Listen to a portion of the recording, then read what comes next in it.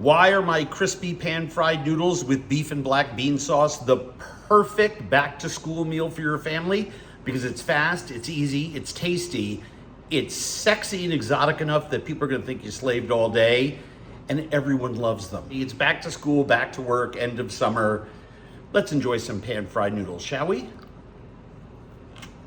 So the first thing that I like to do, because I want it to get tender with the baking soda, is I like to marinate my beef first. I have a little over a pound, like a pound and a quarter of sliced beef round. You really don't need to use a luxury cut. And I'm just gonna add about a tablespoon or so of cornstarch and about a tablespoon or so of baking soda. I'm gonna add about a tablespoon of sake because I ran out of my Chinese rice wine. They are very much interchangeable in cooking. About a tablespoon of soy sauce, and then I just mix it with my hand. Really, really important to get this well mixed. And what's going to happen is that the starch will help to develop a crust on this when it sautés, and the baking soda is gonna permeate the beef, and it's gonna start to break it down, and it's going to turn it basically turns a working cut a little tenderer. I'm not saying go ahead and use boneless short rib or brisket for this, that's not the point, but it will improve the tenderness of your beef or chicken or pork. And so I just give that a really good massage. And as you can see, there's no liquid in there. Now, some people, and I happen to be one of them, like to also add a little bit of ginger to this. So once I know I have those starches evenly combined, I'm gonna add my ginger, and then a lot of people season with salt and white pepper as well. I don't. I have plenty of pepper flavor and plenty of salt and some of the other ingredients that are coming up. And you can let this sit for 4, 6, 8 hours in the fridge, half hour, 45 minutes at room temperature. After about a half hour, 45 minutes, the baking soda tends to start to do its job.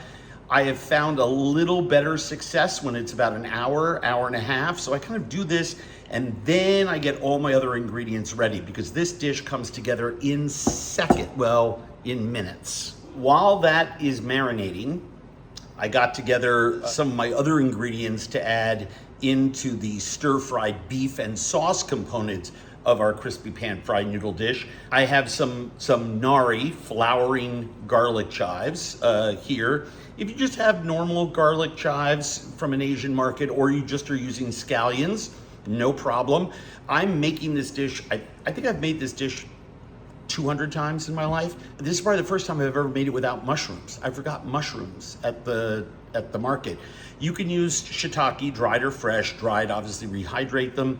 I also love those canned straw mushrooms, I really do. I've got some sliced carrots, some sliced scallion, snow peas. I have some beautiful Chinese greens here. You can use choy sum, you can use baby bok choy, you can use anchoy, no rules. The one thing I would recommend is don't use conventional European spinach. Tends to be very, very watery. I've got some minced garlic and some minced ginger here, and a little bit of hot chili. I've got some Chinese fermented black beans. If you do not want to make this with black beans, I'm just putting them here on the same plate because I find it easier when I'm stir frying. If you don't want to use Chinese black beans, by all means, don't. My argument, I happen to love that pungent umami that these fermented black beans bring. It's about a tablespoon. I'm gonna maybe just press them with my thumb to crack a couple of them. They're soft like raisins. It's like $2 for a bag, and the bag will last you, I'm still working on a bag I bought in January. It's August, and I make black bean sauces pretty frequently. These are my other ingredients that I'm going to put into this delicious stir fry. Oh, I pulled some Thai basil from the garden. Not traditional at all, but it was so beautiful and so fragrant there. And I know that it kind of tilts the pan-fried noodle dish into a slightly different direction. And is it Chinese? Is it Thai? Well, I would argue that in Bangkok's Chinatown, they make this dish with Thai basil all the time. Okay, liquid seasonings. I'm making 2 portions of this. Each one's gonna be enough for about 1.5 people. If you have more food around it, obviously it'll stretch. But I'm starting out with a cup of chicken broth, to which I'm going to add a tablespoon of toasted sesame oil. I'm going to add, a nice glug of soy sauce and an equal amount of oyster sauce. Comes out slower, trust me. I'm going to add about a tablespoon or 2 of sake.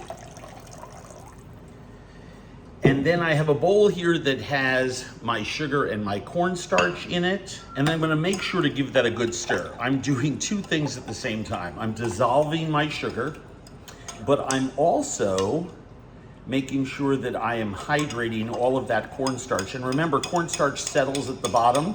So right before I pour this into the wok later to cook it, I am going to want to make sure that I give it another good stir. This is a great all-purpose Chinese, traditional Chinese brown sauce. Basically what we're gonna do is we're gonna pan fry our noodles, slide them onto plates. Then we're gonna pan fry our beef, and we're gonna slide that on a plate. Then we're gonna saute our veg briefly, add the beef back in, add our liquid seasoning, and divide what's in the wok on top of the pan-fried noodles, and we will have a dish that you are gonna wanna make over and over and over again. Quick word about the noodle.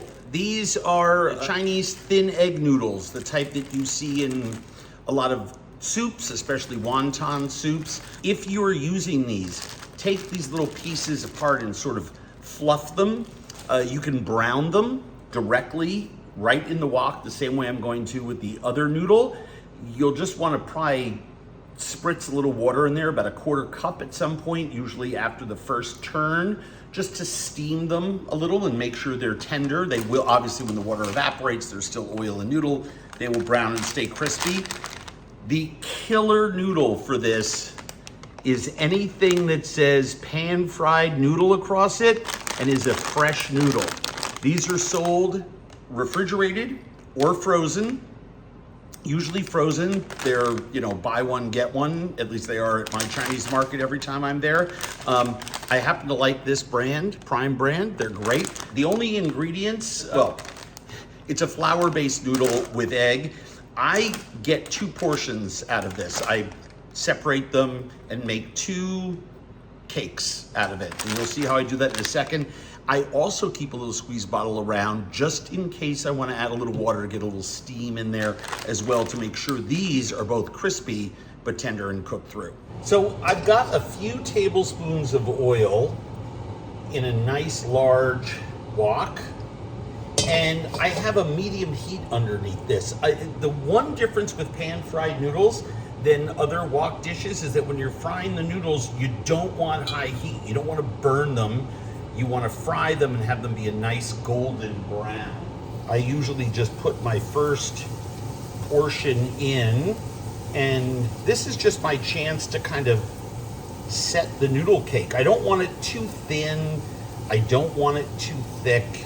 And the one thing that I like about these noodles for pan-fried noodles is that unlike the wonton egg noodles, these ones are packaged already fluffed and with air in them.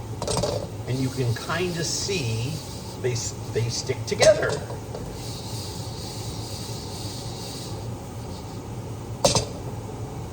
And at a certain point when you swirl it, you can smell the toasting noodles, and that's usually about 90 seconds in, and working real quickly. We just give it a flip with our wok tools. Don't go slow, just be decisive. And you can probably see here that we've got some nice brown toasting. And when I see that, and I sort of give these a little feel, I have my handy squeeze bottle of water that's actually steaming those noodles, cooking them a little bit. But all of that oil is still in there. So once the water evaporates, they're gonna start to brown again. And that water evaporates pretty darn quickly, and we don't lose any thermal momentum in our wok.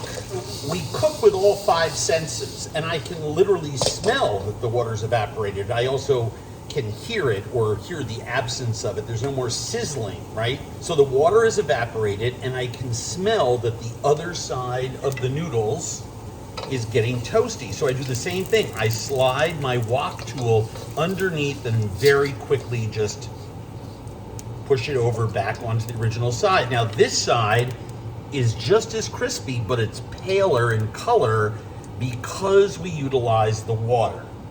And I just want the other side to be a little toastier. Oh, absolutely perfect.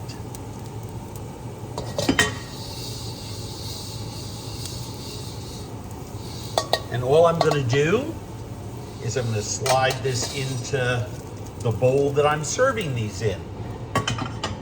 And now I'll add another couple tablespoons of oil, not a lot, and I'll add that second batch of noodle. I'm gonna do the same thing. And I'm just gonna take this out and put it in to my other bowl. Put the wok back on. Add a few more tablespoons of oil. I'm gonna turn the heat up because we're gonna brown our beef. And I really wanna get a nice sear on there. So I wait to see it smoking.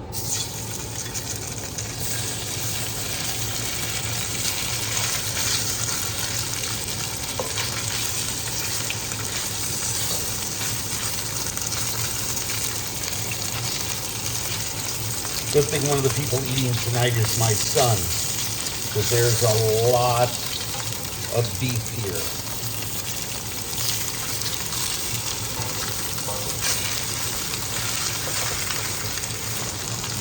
And you notice I'm using chopsticks because I just find it easier to move pieces of beef around. Remember, the heat, this is just a giant disc that's bent up. So here's a piece that has been on the side, but I don't know if you can see there where it's made contact with the wok, it's browned. And here's a piece from the bottom that has browned. So you can move some pieces around. Don't be afraid to flip some. But you can even see the pieces of beef on the side are nicely browned.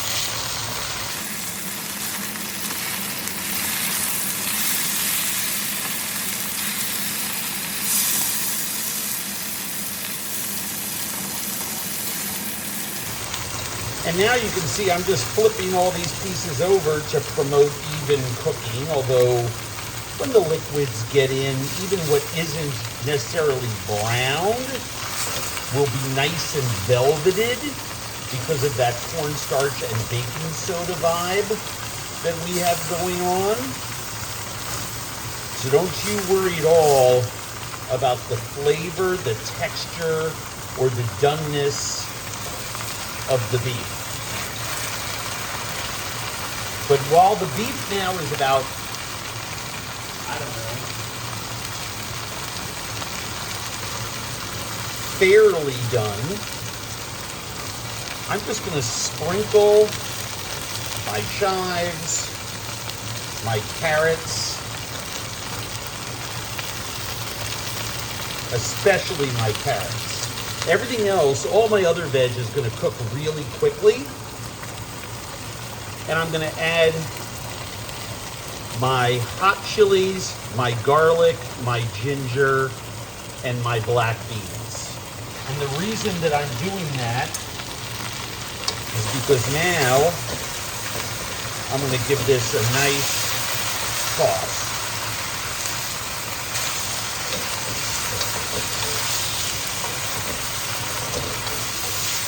And all of those sticky bits on the bottom of our wok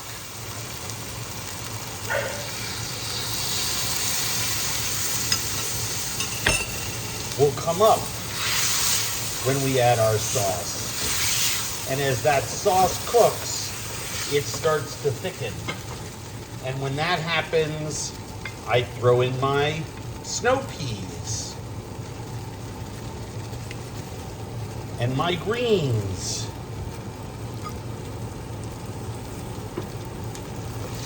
and my scallions, because guess what?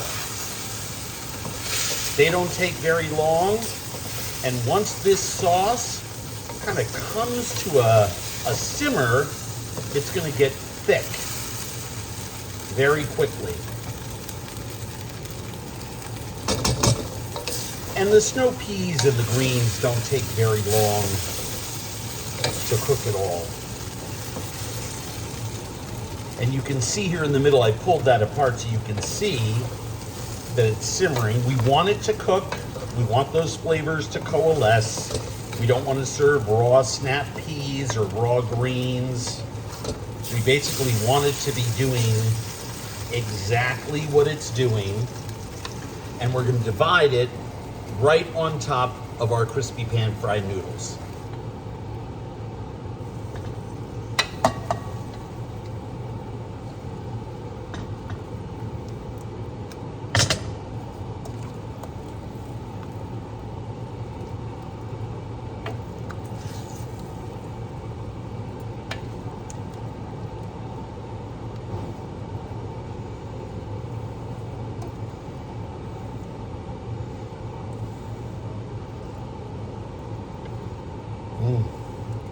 And of course, add a lot of that gravy, because that's the best part. It softens those noodles. And there you have it. Crispy pan fried noodles with beef. So easy. Oh my gosh. You even Luca wants some. He loves Chinese food.